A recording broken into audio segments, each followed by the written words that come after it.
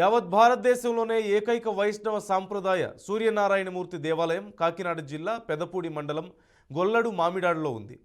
రథసప్తమి, భీష్మ ఏకాదశి అద్భుతంగా జరుగుతాయి. ఆదివారం మాఘమాసం కావడంతో 50,000 మందికి పైగా భక్తులు ఆలయానికి తరలివచ్చారు. ఆలయ కార్యనిర్వహణ అధికారి, ప్రత్యేక అధికారి, అర్చకులు, గ్రామస్తులు, దాతలు భారీ ఏర్పాట్లు చేశారు. భక్తులతో కిటకిటలాడుతున్న సూర్యనారాయణమూర్తి దేవస్థానంపై పూర్తి వివరాలు మా ప్రతినిధి సాంబశివరావు అందిస్తారు. భారతదేశంలో కోణార్కు సూర్య దేవాలయం, అరసవిల్లు సూర్యనారాయణమూర్తి దేవాలయం తర్వాత దక్షిణ భారతదేశంలోనే ఏకైక శ్రీ వైష్ణవ సాంప్రదాయ సూర్యనారాయణమూర్తి దేవాలయం కాకినాడ జిల్లా పెదపూడి మండలం గొల్లలమామిడిలో ఉన్న ఉషా పద్మిని ఛాయా సౌందర్య సమేత శ్రీ సూర్యనారాయణమూర్తి ఆలయం నిన్నటి నుంచి కూడా స్వామివారి నెల రోజుల ఉత్సవాలు ప్రారంభమయ్యాయి. 16వ తేదీ రథసప్తమి అంగరంగ వైభవంగా జరుగుతుంది. మళ్ళీ 20వ తారీఖున భీష్మేకాదశి సందర్భంగా మళ్ళీ రథోత్సవం నిర్వహిస్తారు. లక్షల సంఖ్యలో భక్తులు వచ్చే అతిపెద్ద ఆలయం సూర్యనారాయణమూర్తి ఆలయం. ఉత్తరాంధ్ర జిల్లాలకి దూరంగా వెళ్ళలేని వారు ఇక్కడ వచ్చి స్వామివారిని ఇక్కడ 7 ఆదివారాలు 7 ప్రదక్షిణలు అనే సాంప్రదాయం కూడా ఉంది. అర్చకులు వివరాలు ఒకసారి మన దేవుడు ఆలయం గురించి చెప్పండి. జై శ్రీమన్నారాయణ. జై సదా సవిత్ర మండల మధ్యవర్తి నారాయణ సరసహన్ సన్నివిష్ట కేయురవాన్ మకర కుండలవాన్ కిరీటిహారి హిరణ్మయోధృత శంఖచక్ర ఉషా పద్మిని ఛాయా సముజ్ఞా సమేత శ్రీ సూర్యనారాయణ స్వామివారి దేవస్థానం గొల్లల మామిడాడ. మనకి దేవాలయం మనకి ప్రతిష్ఠించి 120 సంవత్సరాలు పూర్తవుతుంది. మనకి వైష్ణవ సాంప్రదాయంలో ఏకైక సూర్య దేవాలయంగా యావత్ భారతదేశంలోనే ప్రసిద్ధి చెందిన దేవాలయం మంది. అంటే మనకి విష్ణు స్వరూపంగా ఆరాధింపబడే సూర్య దేవాలయం మనకిది. బ్రహ్మస్వరూపంగా కోనార్క్, అట్లాగే శివస్వరూపంగా అరసవల్లి, విష్ణు స్వరూపంగా మనకి ఇక్కడ ఈ సూర్య దేవాలయం అనమాట. ఇక్కడ మనకి మాఘమాసం తొలి ఆదివారం ప్రారంభం నుంచి కూడా మనకి విశేషంగా జనాలు స్వామివారిని దర్శించుకోవడం జరుగుతుంది, భక్తులందరూ కూడా.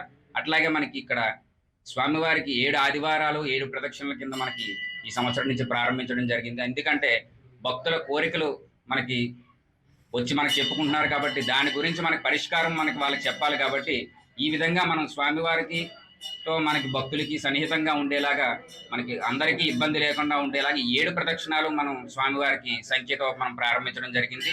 అది కూడా మాఘమాసంతోనే మనం ప్రారంభించడం జరిగింది. అంటే స్వామి మన భక్తులకి మనకి ఆరోగ్యరీత్యా, లేదంటే ఉద్యోగరీత్యా, లేదంటే మనకి రాజకీయ పరంగా కానీ, లేదంటే సంతానం లేని వారికి సంతాన ప్రాప్తి కానీ, ఇలాంటివన్నీ ప్రాప్తించడానికి మనకి 7 ఆదివారాల నుంచి మనకి 7 ప్రదక్షిణలు ప్రారంభించడం జరిగింది అనమాట. అదేవిధంగా ఆలయ కార్యనిర్వహణ అధికారి భద్రారు మనతో ఉన్నారు. సరే, కనిపించే ప్రత్యక్ష దైవం ఉషా పద్మిని ఛాయా సౌమ్య. అంటే సూర్యనారాయణమూర్తి వేడిని తట్టుకోలేక భార్యలు ఇబ్బంది పడుతున్న సమయంలో ఉషా పద్మిని స్థానంలో ఛాయా సౌమ్యదేవిని సృష్టించారని చెప్తారు. అంత మహత్తరమైన వైష్ణవ క్షేత్రం ఇది. మన ఈ భీష్మ ఏకాదశి కావచ్చు, రథసప్తమి కావచ్చు, అలాంటి ఏర్పాటు చేస్తున్నాం. సరే, ఈ సోమవారం ఆలయానికి వచ్చి భక్తులకు ఎటువంటి ఇబ్బంది లేకుండా అన్ని వసతులు ఏర్పాటు చేస్తుంది.